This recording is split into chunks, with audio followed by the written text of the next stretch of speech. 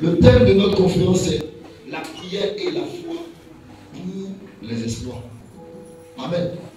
Quand on parle d'exploit, un exploit est une action remarquable, exceptionnelle, qui dépasse le naturel. Amen. Quand on parle d'exploit, un autre thème qui décrit l'exploit, c'est le surnaturel.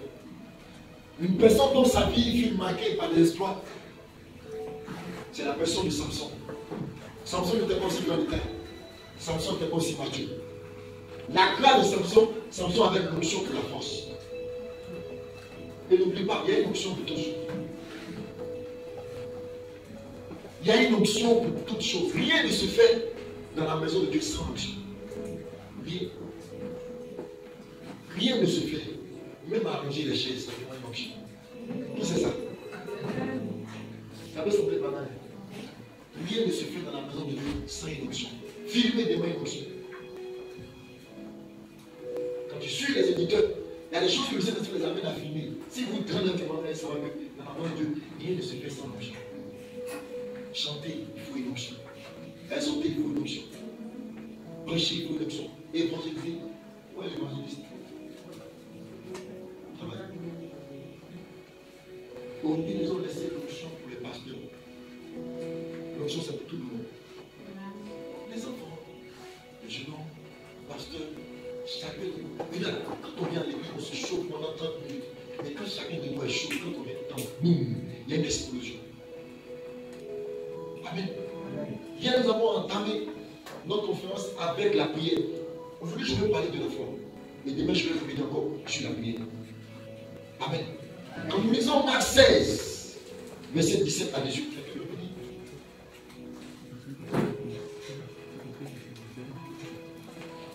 Marc 16, c'est le passage. Personne n'a encore trouvé. Hey, si tu as trouvé, tu vois, tu donnes 1000 francs. On va me faire le livre. Marc 16, verset 15. Avec ça, qui doit me faire la lecture. Qui?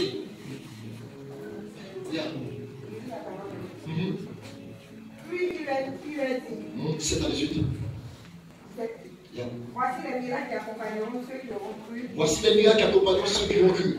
Dans mon nom. Ils chasseront les démons. Ils chasseront les démons. Ils parleront de nouvelles langues. Ils parleront de nouvelles langues. Ils saisiront des serpents. Ils saisiront les serpents. Ils voient quelques breuvages mortels. Ils ne leur feront point de mal. Amen. Amen. Amen. Amen. Tous ces éléments que le Seigneur vient de citer, il a dit, voici ce par quoi seront caractérisés les croyants. Et tout ce qu'il a cité ici, rien ne se fait dans la chair. Tout se fait dans l'esprit. Attraper le serpent, c'est un exploit. Amen. Donc tous ces éléments cités ici caractérisent l'identité du chrétien, du croyant. Pour dire quoi? En tant qu'enfant de Dieu, nous devons opérer dans le surnaturel. Les exploits doivent être notre quotidien. Si nous sommes enfants de Dieu. Amen. La Bible, là, est reconnue par son fruit. Voici les fruits au travers desquels, bien entendu qu'il y a l'amour, le fruit principal, mais voici les signes qui vont caractériser les croyants.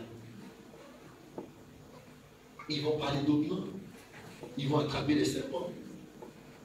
S'il arrivait occasionnellement qu'on les empoisonne, cela n'aura pas d'effet sur eux. Le surnaturel. Ce qui veut dire que quand je parle du surnaturel, je parle également des exploits. Parce que l'espoir, c'est un acte du surnaturel. Et l'espoir, c'est ce qui va au-delà de la normale. Ce qui est au-delà de la normale, c'est ce qu'on appelle le surnaturel. Amen. Amen. Donc le Seigneur dit que voici les signes qui accompagneront ceux qui croient en son nom. En son nom, ils feront ceci. Mais bien, je vais mettre l'accent sur ce qu'il a dit. Il dit ceux qui croient en mon nom. Donc cela implique la foi. Amen. Amen. La foi dans le nom de Jésus-Christ, comme vous pouvez le voir dans Acte 3, verset 16. C'est la foi dans le nom de Jésus-Christ qui a donné au paradis d'être restauré. Amen. Amen. Donc si nous nous appelons chrétiens, ou nous réclamons être chrétiens, où est le surnaturel aujourd'hui dans la œuvre de Dieu? Où sont les espoirs de vie? Amen.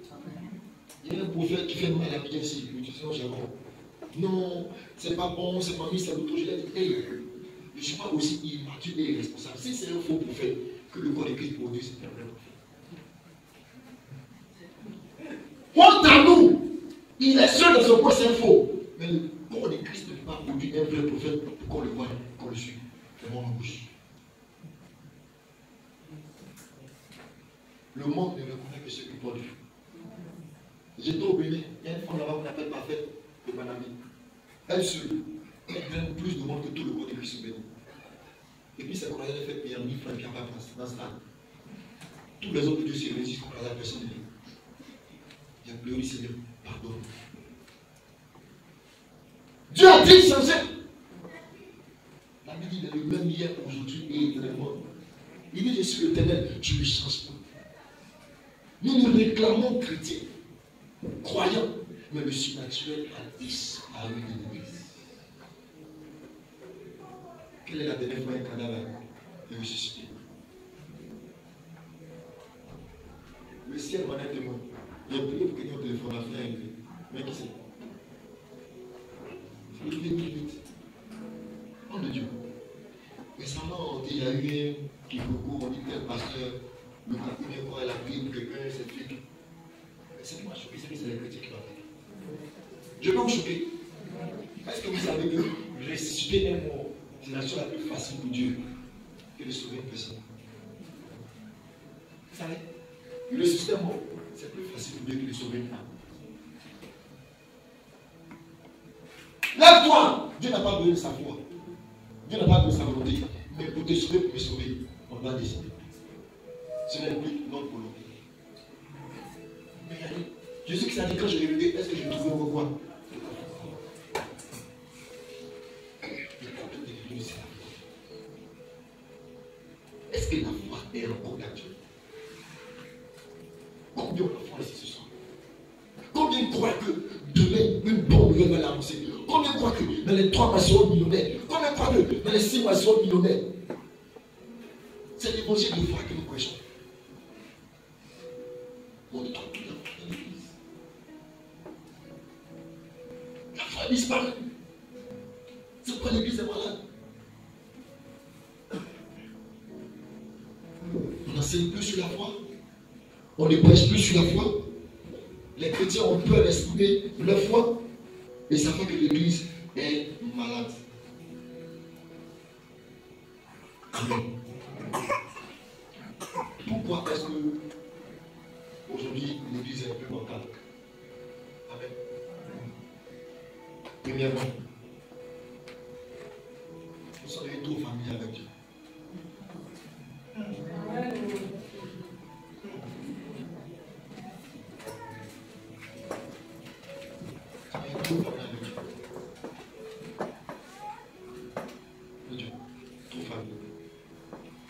Aujourd'hui, on a un système où il y a les hommes de Dieu et puis il y a les dieux des hommes. Quand tu vas dans une église où il y a Dieu des hommes, comment ça lui définit ça Dieu? Il abuse le peuple. C'est abuser les gens. Commencer le culte à 8h, finir à 16h. C'est abuser les gens. Chez nous, 14 000 places. Si notre culte a tout duré, c'est 3 heures du temps. 3 heures du temps. Il y a des urgences. Il y a des gens qui doivent aller au travail tout le temps. Donc, ne pas. Et en 3 heures, là, tout se passe. Adoration, miracle. Tout! Aller à l'église à 8h. Venir à la 16h. Amen.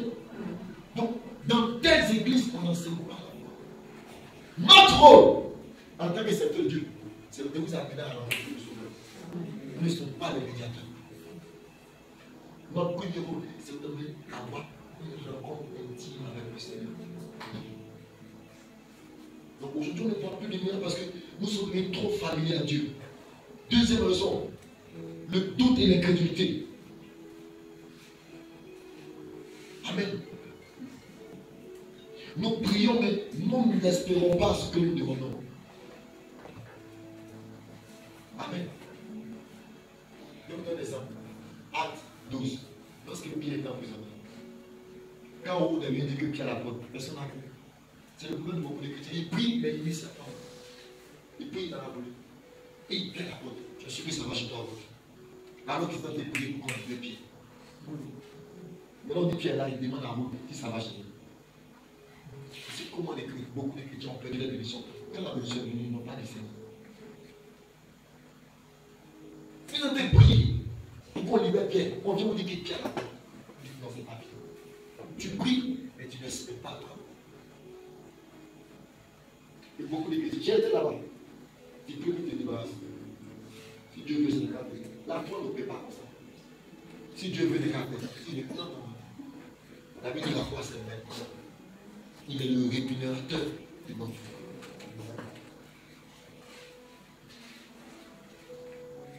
Les gars, je dis ça de cette manière. Dieu est devenu plus puissant que jamais. Amen. Dieu, il est devenu plus puissant que jamais. Au basket, on dit le dernier cas. C'est là que tout se passe. Donc les miracles, Dieu me parlait, je dis, je vais imprimer dans la semaine une nouvelle génération de signes de miracles de vie. Et j'étais arrêté là, j'ai vu une ambulance sans eau de tête. J'ai pris la glace a commencé à faire de ma main. Une voiture qui a commencé à toucher la voiture, et la voiture s'est restaurée. Un seul miracle, et la région est agressée. Un seul miracle, et elle est vers la place.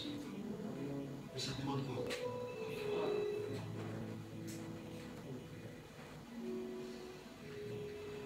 Rapidement, qu'est-ce que la foi? La foi, c'est la monnaie d'échange entre le visible et le visible. Yes. De la même manière, on dit que l'argent, c'est le moyen d'échange entre l'offre et la demande. L'argent, c'est le moyen d'échange entre l'invisible et le visible. Suivez vos pas, il faut c'est un peu essentiel. La monnaie d'échange entre Dieu, c'est que tu veux, c'est la foi. La foi, c'est notre style de vie. Nous ne vivons pas par la vue. On ne vivons pas par la foi. La foi, c'est le style de vie du chrétien. C'est quoi la foi? La foi, c'est un sens. Je ne sens pas. Je ne vois pas. Mais je sais que c'est calme. La foi voit au-delà du visible. Dieu dit à Abraham, regarde, aussi loin que tu peux voir, je te donnerai en possession. Qu'est-ce que tu vois pendant que nous sommes dans ce programme? Qu'est-ce que tu vois après ce programme? Comment est-ce que tu vois ta vie? Ce que tu ne peux pas voir avec les yeux de la foi, tu ne peux pas posséder avec ton visible. Qu'est-ce que la foi? La foi, c'est la vertu qui amène à l'existence, ou c'est la vertu qui matérialise ce qui est visible. La foi matérialise les choses invisibles. Quand tu as la foi, tu puises dans l'invisible, ça devient physique. La foi est une vertu qui change la vie. Les anciens, pour l'avoir possédé, ont obtenu des témoignages favorables. Donc, aussi que le fait que tu n'as pas de foi, ta condition n'est pas accomplie, elle change. Si ta vie ne change pas, c'est que tu n'as pas de foi. Les anciens, pour l'avoir possédé, ont obtenu des témoignages favorables. On parle de quoi? L'exploit. Et peu on ne parle de quoi? Les héros de la foi. La Bible fait mention des exploits qu'ils ont effectués. La Bible effectue ces exploits par quoi? Par la foi. Jésus a fait ceci, Samson a fait ceci. Sans la foi, nous ne pouvons pas opérer ou marcher dans les exploits.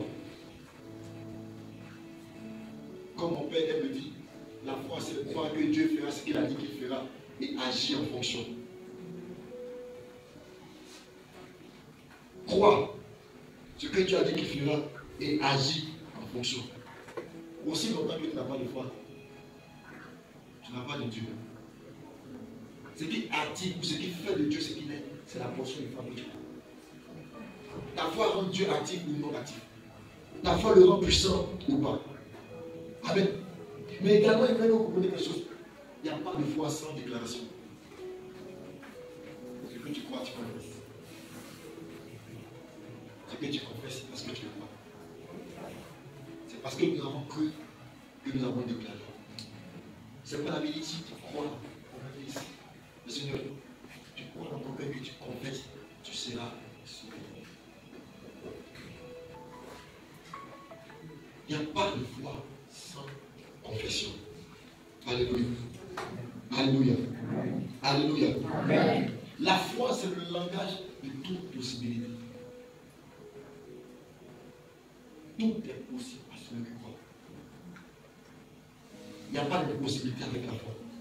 Et l'une des choses que j'aime avec la foi, c'est que la foi défie le naturel. La foi détruit, défie les lois de la science et de la nature. Amen. Jésus Christ dit détruisez ce temps en 3 jours. Le temps était bâti à 46 ans. Simplement pour dire, c'est que quelqu'un a eu en 50 ans. En 1 jour. Amen.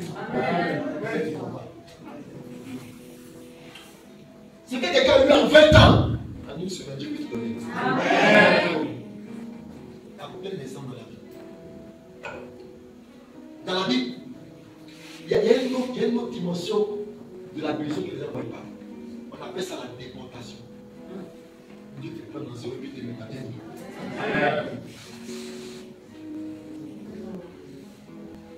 Quelqu'un sera déporté ici. J'ai dit, tu seras déporté. Quelqu'un sera déporté ici. La foi défie les lois de la nature. Donc 2 Rois 3, verset 10 à 19. Quand ces 3 personnes en guerre, regardez ce que Dieu a fait. Il a donné de l'eau sans la pluie de vent. Est-ce que vous savez lequel Dieu nous parle? Dieu vous parle des amis. Il a donné de l'eau. La science va te dire pour qu'il y ait de l'eau, il faut le vent. Dieu a donné de l'eau sans le vent.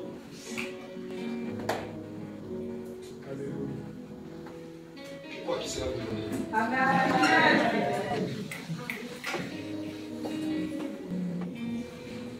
J'ai un problème avec l'évangile de prospérité, mais la prospérité vient de Dieu. Amen. Les pasteurs n'ont pas prêché pour enrichir le peuple de Dieu, ils ont prêché pour corriger le peuple de Dieu. La prospérité vient de la Bible. La Bible dit dans le sud tout le temps. Il y a des gens qui vont au Seigneur, ils vont le trouver. Les rues, non, moi je ne sais pas. Les rues sont en or. Amen. C'est la prospérité vient de Dieu. Dieu n'est pas pauvre. Dieu est très riche, mais il est fort riche. Amen. Là, je suis en train de déverser dans mon esprit la foi. Parce que demain, aucune personne ne retournera comme elle vient. Amen. Regarde, que la personne soit paralytique, que la personne ait une maladie quelconque. Aucune personne, si seulement elle vient avec la foi, ne retournera comme elle vient. Tu ne te prépares demain. Comme je l'ai dit, il y a des gens, leur poids va changer. Il y a des gens, leur taille va changer. Il y a des gens qui vont changer de nom. Amen. Parce que quelque chose de bizarre va se passer. Amen. Dieu n'aime pas quand la bénédiction est normale. Dieu n'aime pas quand la bénédiction est bizarre. Amen. Et nous sommes arrivés à l'époque, il y a une bénédiction bizarre. Il y a un moment qui passait devant une ambassade au Canada. L'ambassade, c'était comme ça. Femme, je vais t'envoyer au Canada pour 20 ans. Mais il n'y a pas de passeport. Passez devant l'ambassade, on l'arrête, on lui donne le passeport, on lui donne besoin de la route. Les gens sont surpris, on va dire que ce n'est pas de la vie. Les gars, c'est nous on fait que Dieu n'agit pas. C'est nous on fait que Dieu n'agit pas. Quand les gens vont voir malade, ils vont chercher quoi? L'onction. C'est l'onction, les gens vont chercher chez les parents. Dans l'onction, il y a la protection. Dans l'onction, il y a la faveur. Dans l'onction, il y a la traction. Et nous, on a le Saint-Esprit. On a Yahweh avec nous. On ne profite pas de nous. Sinon, après son pouvoir, oh Dieu, pour certaines personnes, une semaine, je vous ai dit. Pour d'autres personnes, un mois. Pour d'autres personnes aussi, 3 mois. Vous n'allez pas vous les connaître.